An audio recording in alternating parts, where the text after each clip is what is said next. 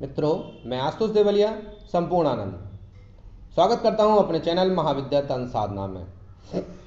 आज चर्चा करते हैं, क्या भूत प्रेत देवती शक्तियों से भी ताकतवर होते हैं? क्योंकि लोगों के मन में ये बात विचार आता है कि क्या भूत प्रेत देवी शक्तियों से भी ताकतवर होते हैं? अगर इतने ही ताकतवर हैं तो हम इन्हीं को ना पूजने लगे, क्यों देवों को पूजें?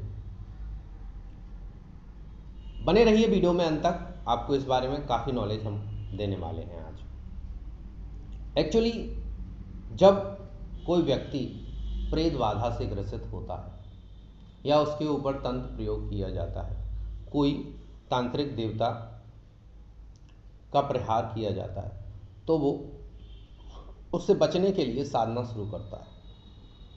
और साधना जब शुरू करता है, बहुत पूजा पाठ करता है, तो भी उसको कोई रिजल्ट नहीं मिलता बहुत बार। और बहुत बार जो है वो उन शक्तियों से नहीं निपट पाता है। तो उसके मन में ये विचार आने लगता है कि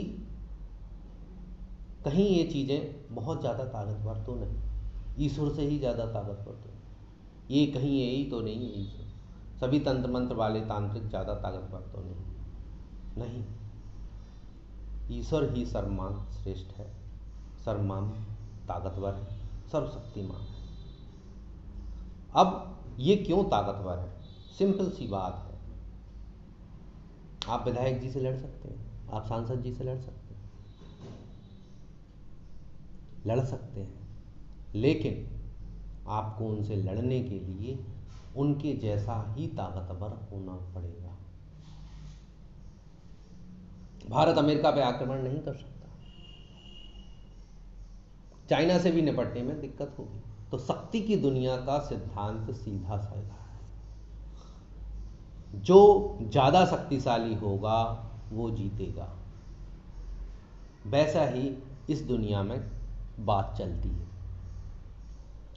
कि जो तंत्र मंत्र भूत प्रेत आपके ऊपर चलाया गया है, उसकी ताकत आपके सूक्ष्म शरीर की ताकत से ज़्यादा है, या चलाने वाले का तपोबल।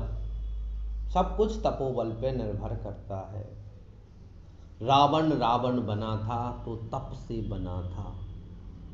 कोई भी राक्षस तक शक्तिशाली हुआ, महिषासुर की ही बात करें तो महिषासुर ने तपस्या करके वरदान पाए थे, तब उसने इतनी बड़ी राक्षसों की सेना बनाई। उनमें भी जो राक्षस थे वो भी तपी बली थे, तब तो वो इंद्र को जीत पाए, क्योंकि उसने अपनी तप से वो बल पैदा किया जो इंद्र की ताकत से ज्यादा था।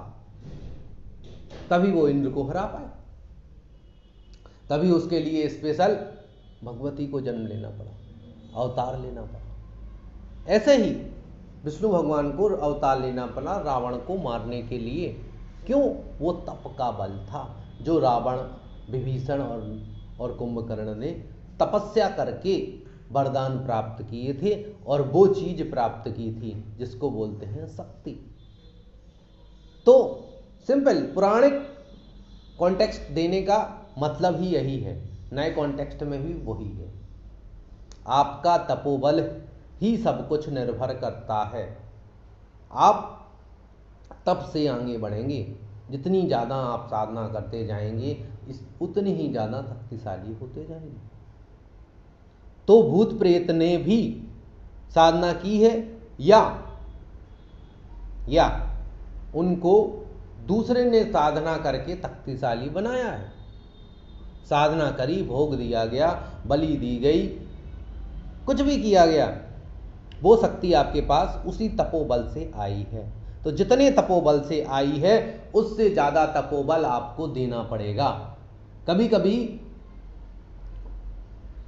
वो तपोबल सिंपल भोग से आई हो, लेकिन आपको ज्यादा तपोबल देना पड़ेगा, क्योंकि उस तांत्रिक या गद्दी वाले ने उसको तैयार किया है। तो हो सकता है 5 पीढ़ियों से तैयार कर रहा हो उस प्रेत को। उसको 5 पीढ़ियों से तैयार किया जा रहा हो, उसको 500 साल से लगातार भोग दिया जा रहा हो, तो आपको उस पूरे भोग से ज़्यादा तपस्या करनी पड़ेगी, ज़्यादा अपना मंत्र करना पड़ेगा, और फिर आप उसको हरा पाएंगे। सिंपल सा कॉन्सेप्ट है।